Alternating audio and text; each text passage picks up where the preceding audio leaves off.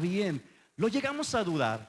Pero ¿sabes algo? Yo creo en el Dios de los propósitos. Y si algo ha permitido es porque hay algo que quiere trabajar en nuestras vidas. Y el hecho de que Él permita que yo sufra, que yo viva una crisis, no significa que no me ame, sino Él tiene un propósito superior que quizás yo no estoy entendiendo, pero lo voy a entender al pasar el tiempo. Quiero invitarle para que me acompañe ahí en el Evangelio de Juan, capítulo 11, a partir del versículo 1, por favor.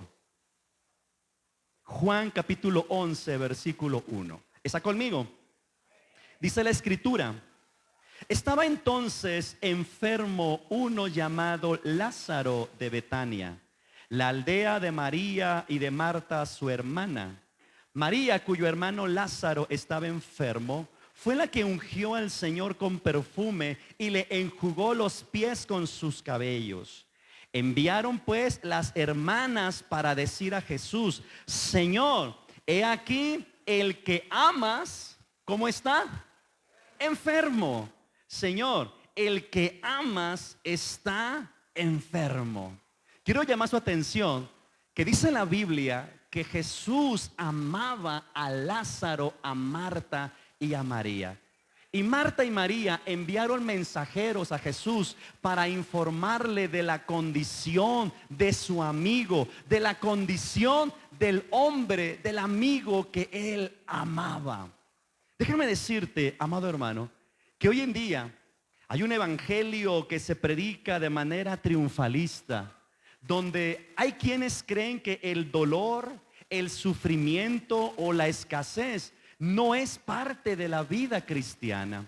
Y cuando alguien está pasando por un momento de sufrimiento, de escasez o de dolor, se cree que está maldecido. Pero déjame decirte que la Biblia no dice eso. Si Jesús estuviera en contra del dolor, si Jesús estuviera en contra del sufrimiento, sencillamente Él no hubiera sufrido, lo hubiera evitado. Pero el sufrimiento tiene propósito. El sufrimiento tiene un plan cuando Dios lo permite. Yo estoy seguro, amado hermano, que son las crisis, son los problemas los que nos permite conocer a Dios de una manera más perfeccionista, mucho mayor. Yo estoy seguro que cuando tú y yo estamos pasando por una situación mala económicamente, es cuando conocemos al Dios proveedor. Amén. Cuando tú estás enfermo, es cuando tú conoces al Dios sanador. Cuando tú te sientes, hermano, oprimido, es cuando conoces al Dios libertador. Es en la crisis, es en el problema, es en la angustia que tú y yo podemos conocer más a Dios. Yo creo, hermano, que cuando Dios permite el dolor en nuestra vida, es como si una ventana se abriera frente a nosotros para conocer más al Señor. Hace aproximadamente, ¿qué le diré, hermano? Como unos 7 años, no es cierto, como unos 5 años, estando yo pastoreando en Tapalpa, yo padecí de una enfermedad muy terrible. Para empezar, hermanos, se me diagnosticó esta cuerda vocal que estaba completamente paralizada. Y cuando yo fui con el médico, con el otorrinolaringólogo, no estoy hablando lenguas, así se llama el médico, ¿verdad? Cuando fui con el otorrinolaringólogo y me revisó, me dijo: Señor, usted tiene esta cuerda paralizada. ¿A qué se dedica? Le dije: soy pastor, soy maestro. Y no digo que soy buen cantante, pero pues me gusta cantar, le digo. Y canto de vez en cuando. Me dijo: deje de hacerlo. Deje de enseñar, deje de predicar, deje de cantar. Porque si usted lo sigue haciendo, se le va a paralizar la otra cuerda y usted va a morir asfixiado. Deje de hacerlo. Me hicieron un estudio más profundo. Regreso y me encuentro con la noticia y el diagnóstico, y me dicen: Señor, lo que arroja el examen es que usted tiene cáncer en las cuerdas vocales. Eso fue algo, hermanos, que nosotros vivimos muy en lo personal. Incluso ni lo compartimos con los compañeros pastores. Fue lo que vivimos muy en lo personal. Y cuando yo me enteré de todo esto, amados hermanos, en mí surgió una pregunta a Dios. Y es la pregunta que hacemos todos nosotros cuando vivimos momentos difíciles. ¿Y cuál es la pregunta? ¿Por qué a mí? ¿Por qué yo? Señor, ¿por qué si yo te estoy sirviendo?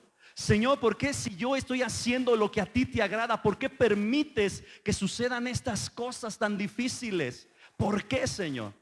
Y pareciera ser que había un silencio en el cielo. ¿Te ha pasado que esperas una respuesta de Dios y Dios te pasa a la sala de espera? Qué difícil es estar ahí en la sala de espera, cuando tú necesitas que Dios te responda y simplemente hay un silencio. Yo creo que el silencio de Dios es una respuesta en sí misma. Para no hacerte larga la historia, yo sabía, hermanos, que Dios quería tratar conmigo algo muy en lo personal.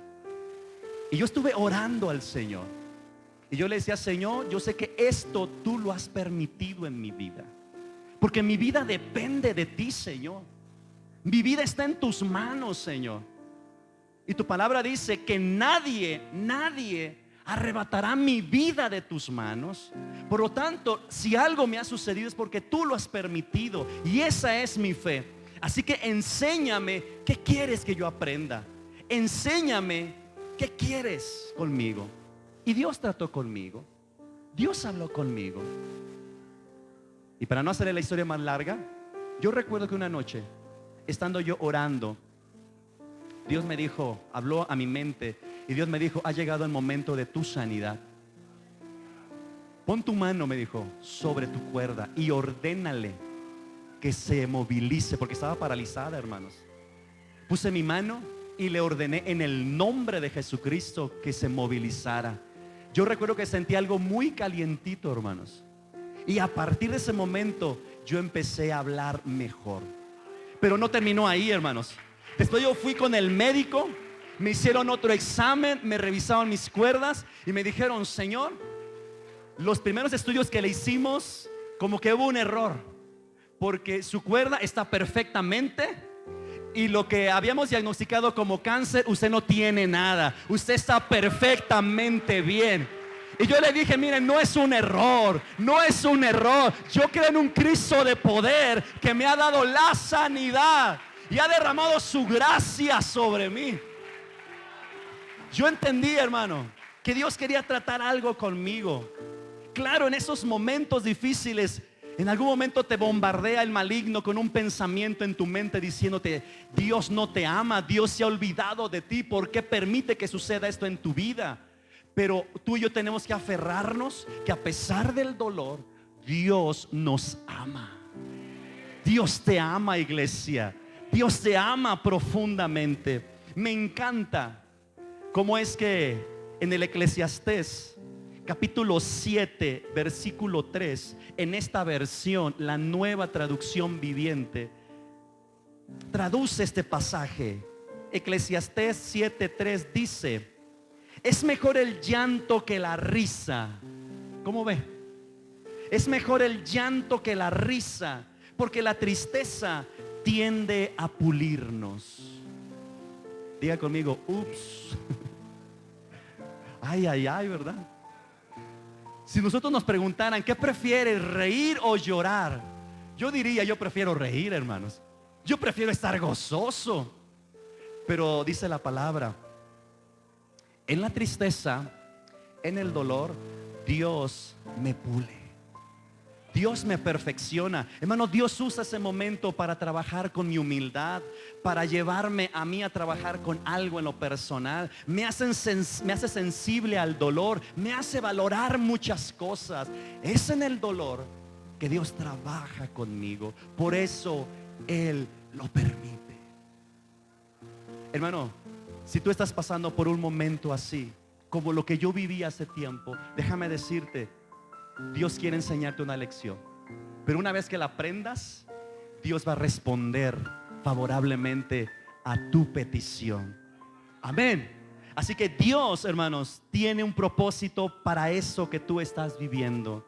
Frente a la enfermedad de Lázaro, Dios, Cristo, tenía un propósito porque le amaba.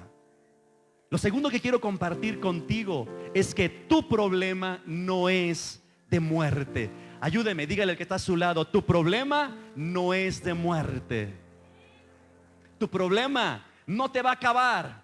Tu problema no te va a hundir. No. Tu problema, hermano, te va a perfeccionar. El problema nos va a hacer brillar, nos va a hacer crecer. Es lo que Dios usará. Tu problema no es de muerte, no es tu ruina, no es tu destrucción, porque estás en las manos de Dios. Y si estamos en las manos de Dios, entonces, hermano, el mañana será bueno. Yo así lo creo. El mañana será bueno. Tu problema no te va a acabar. Iglesia, créelo, tu problema no te va a acabar. Dice el versículo 4. Si te mantienes ahí en el capítulo 11, dice la escritura: oyéndolo Jesús, oyendo el informe de que su amigo, el que amaba, estaba enfermo, oyéndolo Jesús dijo: esta enfermedad no es para muerte, sino para la gloria de Dios. ¿Cuántos quieren que Dios se glorifique? ¿Cuántos quieren que Dios reciba toda la gloria, todo el honor y toda la alabanza? La única manera, hermano, o una de las maneras como Dios pueda recibir la gloria, es a través de nuestros problemas. Cuando tú y yo nos mantenemos con fe y firmeza frente a esas situaciones. Jesús dijo: ese problema, esa enfermedad no es para muerte, sino para la gloria de Dios, para que el Hijo de Dios sea glorificado por ella. Y amaba a Jesús, a Marta, a su hermana y a Lázaro. Una vez más encontramos aquí en el pasaje cómo pareciera ser que el escritor quiere dejarnos en claro que Jesús amaba a esta familia. Jesús amaba profundamente a esta familia. Jesús tenía un plan. Ese problema, esa necesidad no era para su destrucción. Dios quería hacer algo verdaderamente extraordinario y lo logró. Dios quería hacer algo maravilloso, así como lo hizo, amados hermanos, con José el soñador, como lo hizo con Job, como lo hizo con la reina Esther. Ese problema que cada uno de ellos en algún momento en su vida vivió, no fue para su muerte, sino Dios lo usó para llevarlos a otro nivel en el conocimiento de su presencia, en la unción, en la misión. Hermano, si tú te mantienes confiando en Dios, ese problema no te va a hundir, sino nos va a perfeccionar. Me encanta cómo es que la Biblia dice acerca de Job, o Job nos relata, después de que había pasado todo este proceso tan difícil, de que había perdido todo lo que tenía, solamente el Señor le dejó a su esposa. Dice Job capítulo 42 versículo 5, después de haber digerido la experiencia, dice: de oídas te había oído, mas ahora mis ojos te ven. La crisis, amado hermano, es una ventana para conocer más a Dios. Y Job nos está diciendo: yo tenía un concepto de Dios, yo conocía algo de Dios. En la abundancia, en la estabilidad conocía algo de Dios, pero conocí profundamente al Señor en los tiempos adversos, en la crisis. Así que prepárate, hermano, porque conoceremos más al Señor de una manera especial y sobrenatural. Y nuestros ojos serán abiertos, nuestro entendimiento será abierto, porque algo especial Dios nos revelará. Dios nos hará entender. Porque tu problema, amado hermano, no es para tu destrucción. Dios planea algo mucho mayor, como lo estaba planeando con Lázaro y con sus hermanas. Algo más que podemos entender de esta historia, y quiero poner esta idea en tu corazón, es: no se olvidó Dios de ti. Él está trabajando contigo. Y lo quiero repetir: no se olvidó Dios de ti. Él está trabajando contigo. Hoy te lo quiero decir, iglesia: Dios no se ha olvidado de ti. Él está trabajando con nosotros. Mira, quiero que leamos a partir del versículo 6. ¿Está conmigo? Dice la escritura: cuando oyó pues Jesús que estaba enfermo su amigo Lázaro, se quedó 2 días más en el lugar donde estaba. ¿Cuántos quieren un amigo como Jesús? ¿Cuántos quieren un amigo como Jesús, hermanos? Cuando usted tiene un amigo, y usted le llama porque tiene una necesidad urgente, ¿usted qué esperaría de ese amigo? Imagínese que usted le llama a su mejor amigo, su mejor amiga, y le dice: oye, tengo una necesidad urgente. Y él le dice, o le manda a decir: ¿sabes qué? En 2 días te resuelvo. En 2 días voy. ¿Qué pensaría usted de esa amistad? Pues que no es un verdadero amigo. Porque un amigo verdadero rápidamente actúa, rápidamente se moviliza. Pero qué amistad tan rara.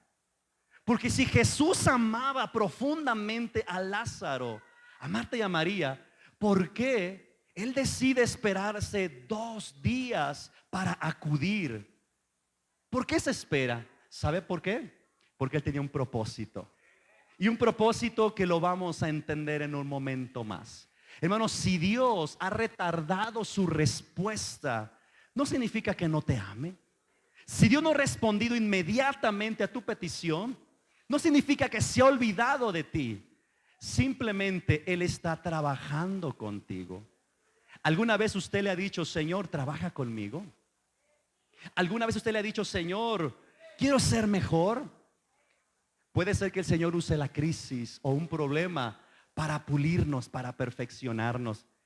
Y puede ser que la respuesta tarde en llegar, para trabajar con nosotros, con nuestra fe, con nuestra esperanza y paciencia. Cuando le llegó la noticia a Jesús, se quedó 2 días más en el lugar donde estaba. Versículo 7. Luego, después de esto, dijo a los discípulos. ¿Qué les dijo, hermanos? Vamos a Judea otra vez. Y aquí quiero llamar su atención, porque esto es clave. Luego, después de esto, dijo a los discípulos: vamos a Judea otra vez. Si usted lee el capítulo número 10 de Juan, un capítulo antes, usted se va a dar cuenta que Jesús ya había ido a Judea una vez. Y cuando fue la primera vez a Judea, fue a predicar. Y con su predicación, Él esperaba, amados hermanos, ganarse a los judíos. Con su predicación, Él esperaba sembrar una palabra de esperanza para ellos.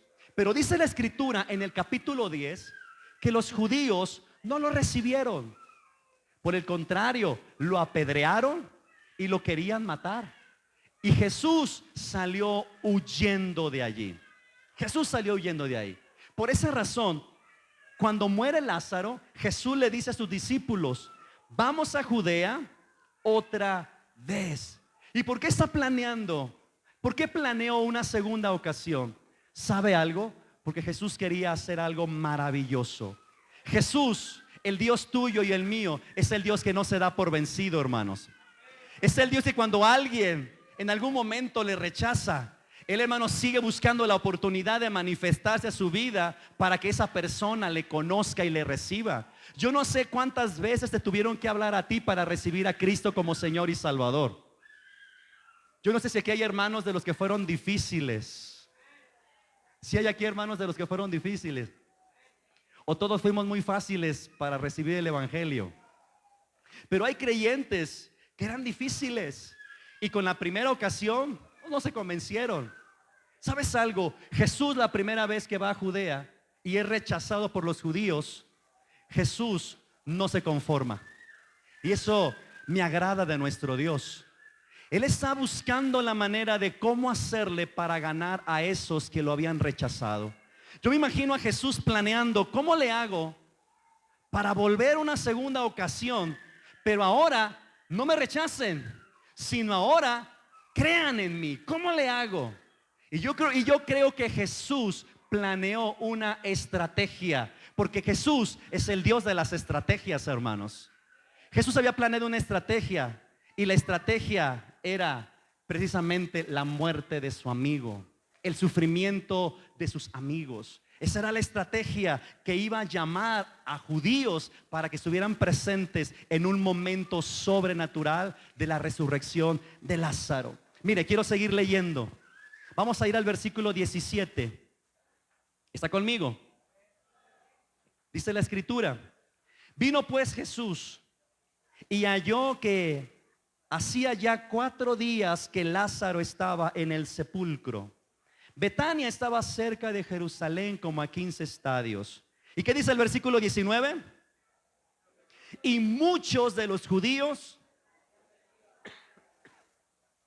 habían venido a Marta y a María para consolarlas por su hermano. Muchos de esos judíos que habían rechazado a Jesús, ahora estaban ahí rodeando a Marta y a María. Versículo 20.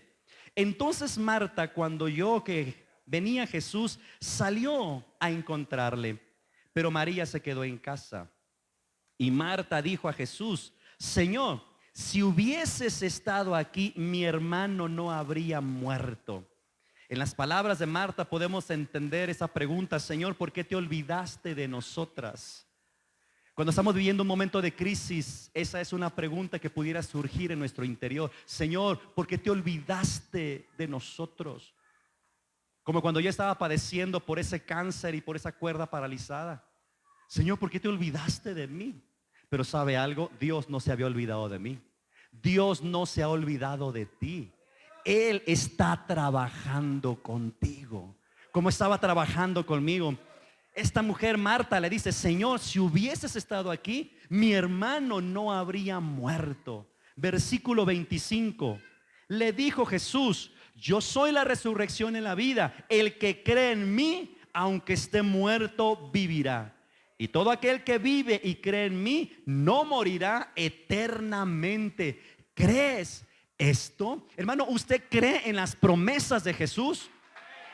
Si usted y yo creemos en las promesas de Jesús, hermano, entonces lo que Él prometió, Él lo cumplirá. Él lo cumplirá, Él lo hará en su momento. Por lo tanto, si no ha llegado una respuesta en ese momento, en el momento que vives, no significa que se ha olvidado de ti. Llegará la respuesta. Espérala con fe y paciencia. Jesús está desafiando a estas dos mujeres a creer en sus promesas. Yo te invito, iglesia, yo te invito, hermano, hermana, para que creamos en las palabras de Jesús en los momentos difíciles. Porque son en esos tiempos donde sentimos nosotros un terreno inestable, sentimos un terreno movible, que pudiéramos sentir que nos vamos a caer, vamos a desfallecer. Y en esos momentos, cuando el terreno es inestable por la crisis, es necesario sujetarse a una promesa para no hundirse, amado hermano. Sujétate, tómate de las promesas del Señor para mantenerte firme, porque Él no se ha olvidado de ti. Él está trabajando contigo. Aleluya. Una siguiente verdad que quiero compartir contigo es: el milagro Dios lo hará y te dirá: sal de ahí, así como se lo dijo a Lázaro. Él hará el milagro y te dirá: sal de ahí, termina tu momento difícil. Quiero seguir leyendo. Versículo 38, por favor. Dice el versículo 38. Si está ahí conmigo leyendo. Versículo 38 dice: Jesús, profundamente conmovido otra vez, vino al sepulcro. Era una cueva y tenía una piedra puesta encima. Dijo Jesús: quitar la piedra. Marta, la hermana del que había muerto, le dijo: Señor, hiede ya, porque es de 4 días. Jesús le dijo: ¿no te he dicho que si crees verás la gloria de Dios? Y quiero decir una vez esto: crees que verás, o sea, si crees verás la gloria de Dios, pero está condicionado a que creamos en lo que el Señor ha dicho. Hermano, cree en la promesa de Dios en el momento que estás viviendo, porque si tú la crees, entonces la verás una realidad, verás la gloria de Dios. Verso 41. Entonces quitaron la piedra de donde había sido puesto el muerto. Y Jesús, alzando los ojos a lo alto, dijo: Padre, gracias te doy por haberme oído. Yo sabía que siempre me oyes. Escuche esto: pero lo dije por causa de la multitud que estaba alrededor. ¿Qué multitud estaba alrededor? Los judíos. pero lo dije por causa de la multitud que está alrededor, para que crean que tú me has enviado. Y habiendo dicho esto, clamó a gran voz: Lázaro, ven fuera. Y el que había muerto salió, atadas las manos y los pies con vendas, y el rostro envuelto en un sudario. Jesús le dijo: desatarle y dejarle ir. Hermano, llegó el momento del milagro, así como llegará el momento en el que Dios terminará con tu dolor, con tu tristeza, con el momento difícil que estás viviendo. Yo no sé si es en tu matrimonio, si es en tu trabajo, en tus finanzas, a lo mejor es en tu ministerio, a lo mejor es con tus hijos.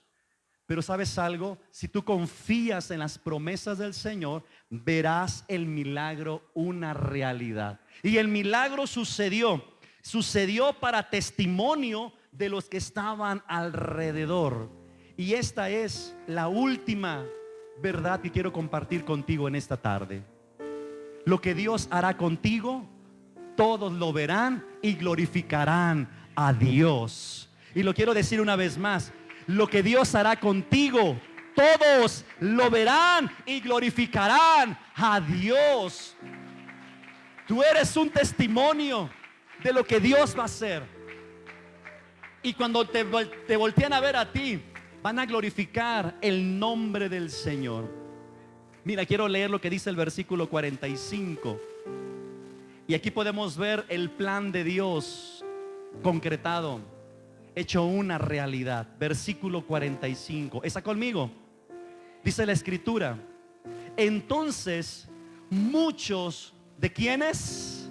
De los judíos que habían venido para acompañar a María y vieron lo que hizo Jesús. ¿Qué sucedió con ellos?